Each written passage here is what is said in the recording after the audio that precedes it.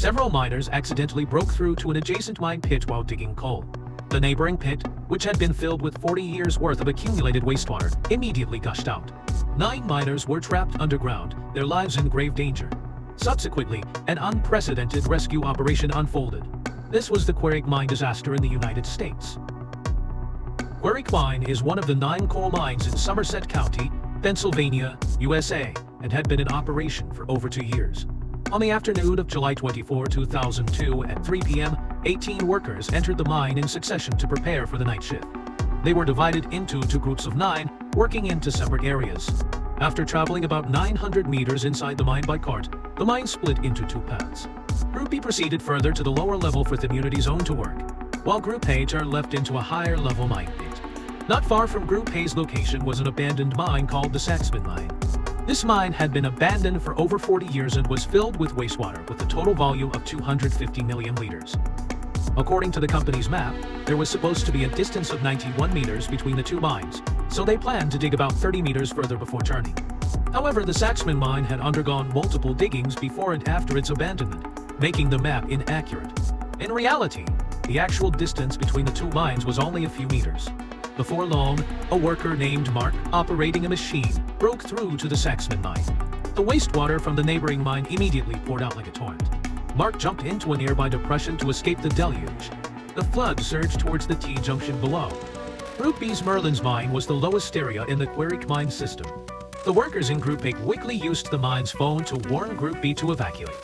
Since there were multiple passages in the mine, the floodwater did not arrive too quickly. Members of Group B jumped as they retreated.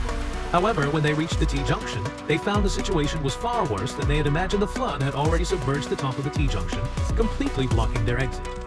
One of the workers suddenly remembered there was an independent ventilation shaft near the mine, which they might be able to use to escape. They reversed their cart to search for the ventilation shaft door. Upon entering, they found it had not yet been flooded, so they crawled in one by one. Although they encountered small pockets of floodwater inside the ventilation shaft, they ultimately managed to escape. All 9 members of Group B climbed out of the mine through the ventilation shaft. Those who escaped immediately returned to the site to help. By this time, 40 minutes had passed since the flooding began, and the rescue team had already arrived and set up a temporary rescue command center, with the mine owner serving as the chief commander. Upon reviewing the map, they quickly realized that the water must have come from the adjacent Quecreek Mine, which contained enough water to fill the Quecreek Mine. However, the deep water area happened to be the highest point in the mine, about 75 meters from the surface. If Group A was still in that area, they might not be in immediate danger. But were they still there? They decided to drill a 15-centimeter diameter hole to check. At this time, the workers in Group A were trying to find another way out. However, due to the strong current and the long underwater distance required, they eventually gave up. The workers decided to first rescue Mark, who was trapped in the depression. They pushed a coal-cutting machine into position. Mark, who was in the middle of the flood, leapt into the machine and was successfully rescued.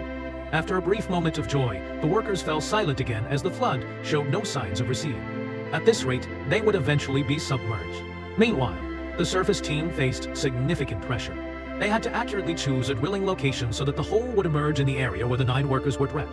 After calculations, they determined the drilling point should be in a farmer's yard, which would cause some damage to his property. However, the farmer readily agreed, even stating, "If necessary, tear down my house." At 2:50 a.m. on July 25, drilling officially began, 6 hours after the miners were trapped. Drilling through 75 meters of rock would take at least 2 hours.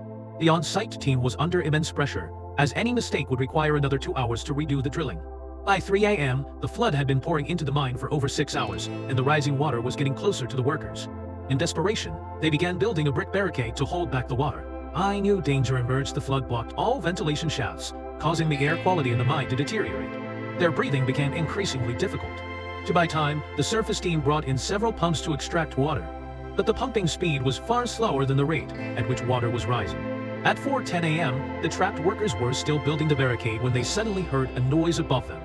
Recognizing it as the sound of a drill, they stopped working and focused on the sound, trying to predict where the drill would emerge. At 5:06 a.m., the drill finally broke through and the machine stopped. The 9 workers immediately gathered around the hole, taking deep breaths of fresh air pumped in by a compressor. Over the next few days, the drill hole provided them with oxygen, water, and food. The workers checked the inside of their helmets, which contained emergency communication codes for contacting the surface during a collapse. Following the instructions, they used a hammer to tap on the drill bit. Hearing the sound, the surface team tapped back, and the workers responded again. Cheers erupted at the rescue site. Learning that there were survivors below boosted morale, but the joy was short-lived as they still didn't know how to bring the miners out. Calculations showed that at the current rate of rising water, the mine would be completely submerged in an hour. Their only option was to drill a larger hole nearby to rescue the workers.